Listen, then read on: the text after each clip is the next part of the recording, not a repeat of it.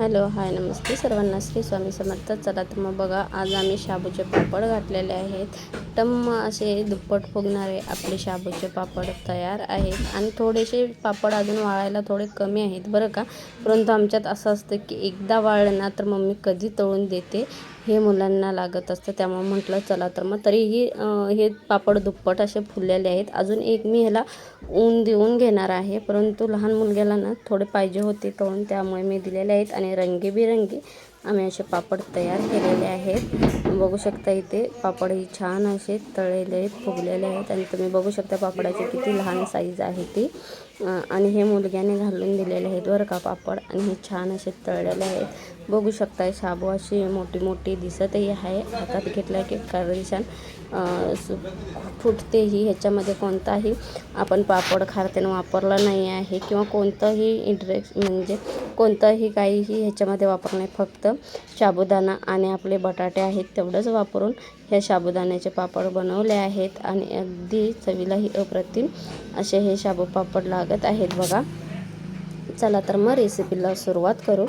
चुलीवरती पातेलं ठेवलेलं आहे. रात्री मी 1 किलो शाबू भिजवली होती. आता चुलीवरती पाणी गरम करत ठेवलेलं आहे. त्याच्यामध्ये थोडंसं मिठाचं प्रमाण थोडं तुम्ही कमी जास्त करू शकता बरं का.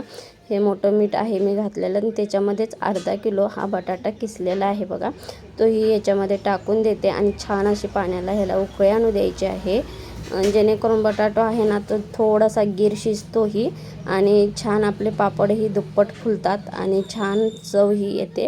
आणि ह्याच्यामुळे काय होतं की पापड आपले छान असे फुलूनही येतात. आता बघा, रात्री मी 1 किलो जवळपास 1 किलो शाबू आहे ही ते रात्रीच भिजत घातली होती.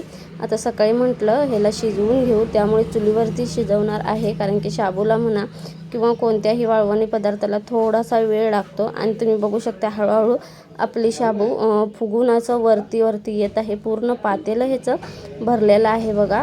छान अशी शिजत म्हणजेच शाबू आपली छान शिजलेली आहे. आणि जेवढी शाबू छान शिजते ना तेवढा पापडही खुसखुशीत होतो आणि चवीला अप्रतिम होतं. थोडंसं पाणी कमी वाटत आहे कारण की शाबू फुगून वरती आलेले आहे, त्यामुळे मी थोडंसं पाणी घालून आणि 5 मिनटं ह्याला असंच मंद म्हणजे आचेवरती ना शिजवून घेते.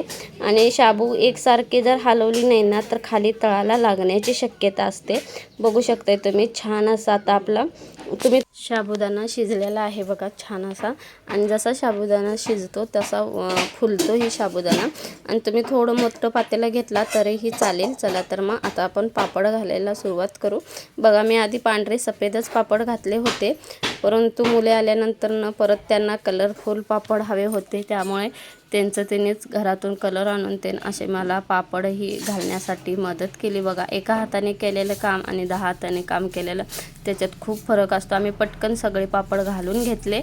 इथं मोठा मुलगाही पापड घालायला लागलेला आहे आणि उन्हाच्या ह्याच्यामध्येच आम्ही पापड. चला तर मग या पद्धतीने आपले सर्व पापड घालून तयार झालेले आहेत. व्हिडिओ आवडला तर जाता चॅनलला लाईक शेअर सबस्क्राईब नक्की करा. आणि तुमच्यामध्येही घरामध्ये अशी मुलं मदत करतात का, मला कमेंटमध्ये नक्की सांगा.